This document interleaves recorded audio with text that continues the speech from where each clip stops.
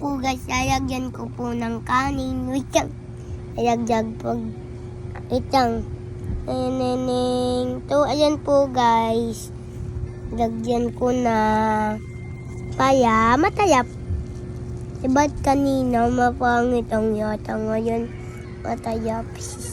Yung mama ko nga paya.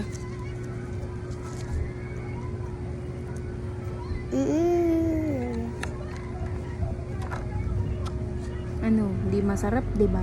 Guys. Guys, hindi masarap niluwa niya. Oh. Hindi pa papantin po yan. Hindi no. Say na lang po guys sa next time. Taundin na natin tong mumakbok kangin ng liquid para atayap yan. Hindi matayap. Ba't matayap pa dito yung cheese? Ba't matayap dito yung talaga cheese? At hindi ko po nagustuhan.